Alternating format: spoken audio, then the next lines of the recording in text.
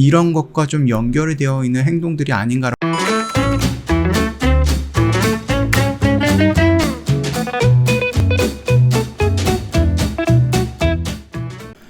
네, 안녕하세요. 허브경제TV 차호영입니다. 오늘 볼 종목은 SK 하이닉스입니다. 일단은 이슈가 조금 나온 게 있는데요. 협력사 대상으로 해서요, 1000억 규모의 ESG 펀드를 조성한다라고 합니다. 그냥 내용을 자세하게 알 필요는 없을 것 같고요. 그냥 동방성장 펀드를 조성해서 운영해 왔고요. 올해에도 상생을 위해서 300억 정도의 규모의 금융 지원을 지속하고, 이 가운데 1000억 정도는 협력사의 ESG 경영 기반 확보에 지원할 예정이다. 이런 식으로 나왔던 거예요. 이게 전혀 새로운 거는 아니고요. 지금 낸드의 파운드리까지 이러면서 SK 하이닉스 덩치 키우기에 대해서는 다들 알고 계실 겁니다. 인텔 낸드 인수하고요. 미국, 유럽, 대만, 한국 등은 승인이 났죠.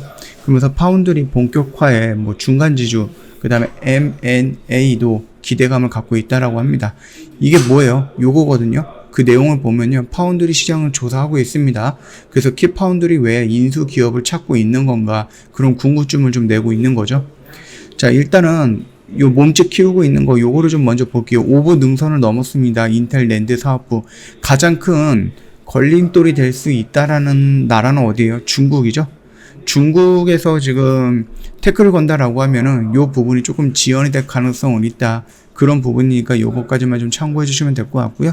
아마 올해 하반기쯤에 중국이 변수다라고 여기도 나와 있네요. 요런 부분이 좀 있을 것 같아요.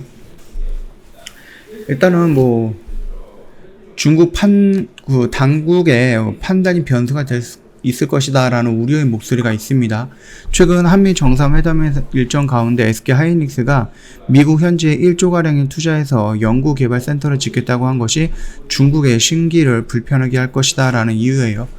중국 어떻게 보면 되게 양아치 나라예요. 그쵸?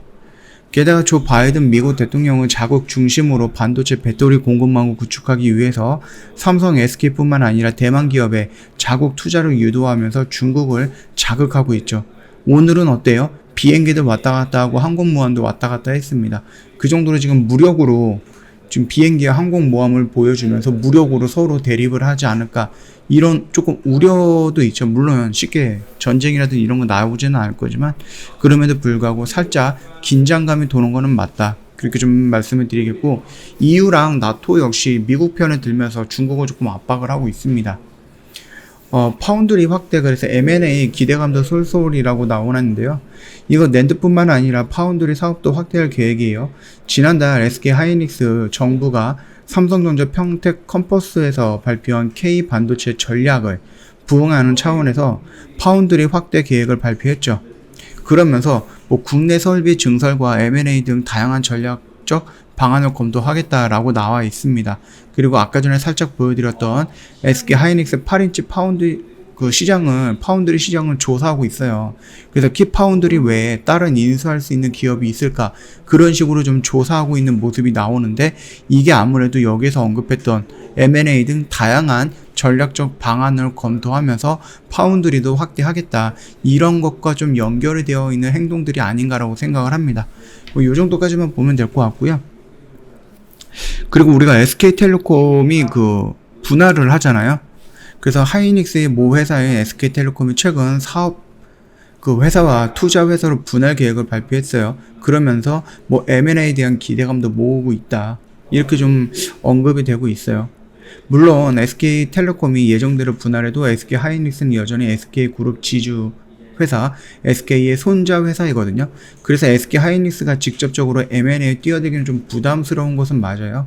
현행법에 따라서 손자 회사는 피인수 기업 지분의 100%를 사야 되는데, M&A가 불가능하기 때문에 사야 해서 M&A가 불가능한 일은 아니다라고 합니다. 하지만 작은 부담이 분명하게 있다는 것이 업계 관측이겠죠. 자, 그렇기 때문에 우리가 좀 SK 하이닉스, 그 다음에 SK텔레콤의 물적 분할이라든지 이런 부분도 한 번 정도는 좀 생각을 해보면서 봐야 되지 않을까 라고 합니다. 왜냐면은 SK텔레콤 밑에 있었던 그 자회사들의 가치가 다시 한번 재생산될 수가 있거든요.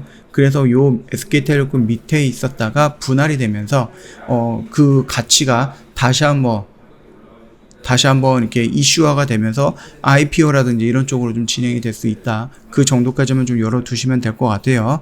SK 하이닉스 같은 경우는요, 21선 뭐 우리가 기다렸던 이런 자리 언급에서 여기 그대로 있는 거예요. 뭔가 특별하지는 않습니다. 여기서부터 이런 식으로 매수해 들어갔다라고 하면은 지금 자리에서 뭐 떨거나 그럴 필요는 없다라고 저는 생각을 하고 있고요. 수급적인 면을 봤을 때에도요, 지금 뭐 연기금에서 연속적으로 살짝 들어오는 모습이 보여줬고, 투신도 한 4일 정도 들어오는 모습이 보여줬고, 외인들도 한 4일에서 5일 정도 물량이 들어오는 거 확인이 됐죠. 근데 오늘 좀 양 매도가 나오긴 했는데요. 일단 외인 매도라든지 외인 매수 물량을 조금 집중적으로 봐준다라고 하면은 하이닉스 같은 경우는 뭐 삼성전자도 마찬가지고요. 수급적인 면에서는 놓치거나 그런 일은 없지 않을까라고 생각을 합니다. 지금 당장은 이 언저리에서 여기서 조정이 나오는 어느 조정이 좀 나오지 않을까 생각을 합니다. 여기에서 조금 추세가 살아난다라고 하면 위로 갈 것이고요. 추세 조금 죽는다라고 하면 이 라인 저항대 맞고 다시 한번 밀리면서 여기를 지지하는 테스트가 있지 않을까. 그래서 이 매물대를 어떻게 요리하느냐에 따라서 얘가 움직임이 조금 달라질 수 있다라고 좀 생각을 합니다. 일단은 리포트라든지 이런 쪽에서는 뭐 SK 하이닉스 반도체 관련된 종목들 목표가를 줄줄이 하향을 했지만은 그럼에도 불구하고 반도체의 업황이 죽는 거는 아니다. 아직 최고점을 찍지 않았기 때문에 계속해서 늘어날 것이다. 매출이라든지 아니면 실적 같은 경우는 최고점이 아니기 때문에 더 올라갈 확률이 높다라고 생각을 하고 있죠. 그러면서 이제 조금 조정을 하고는 있지만은 그럼에도 불구하고 조정된 가격은 여기보다 높다라는 겁니다. 그 말뜻은 시간이란 걸 투자하면 이런 식으로 조금 올라갈 수 있다라는 거니까 그 점 참고해 주시면 될 것 같아요. 자, 저희 허브경제TV 홈페이지 오시면은요, 이벤트 준비가 되어 있습니다. 저희 뭐 어저께까지 있었던 방송반 이벤트는 없어졌죠? 자, 저희 여름아 계좌를 부탁해라고 하고 VIP 이벤트 진행을 하고 있거든요. 1년에 360만원인데 120만원 할인을 해드리고 있으니까 참고하시면 되겠고요. 이벤트라든지 상담을 원하신다라고 하면 언제든지 저희한테 문의를 남겨주시면 돼요. 두 가지 방법이 있습니다. 고객센터 1644-1873으로 연락을 주셔도 되고요. 아니면은 카카오톡 친구 추가해서 문의를 남겨주셔도 되는데, 카톡 친구 추가하실 때에는요, 카카오톡 상담 메뉴에 보면은 친구 추가 아이콘이 있는데 요거 한번 눌러주시고요. 아이디로 추가 버튼 눌러주신 다음에 HBTV1004 입력을 하시면 됩니다. 그러면 아래에 친구 추가 버튼이 나올 건데 요거 클릭하시고 저희한테 인사말 남겨주시거나 상담 원하시는 거 남겨주시면은 바로 상담 진행이 될 겁니다. 이렇게만 진행을 해주시더라도 따로 사칭 채널로 따로 넘어가거나 그러지는 않을 거니까 요 점 참고 부탁드리도록 할게요. 자, 오늘 영상 여기서 마치도록 하겠습니다. 영상 도움이 됐다 그러면 구독과 좋아요 한번 부탁드리겠습니다.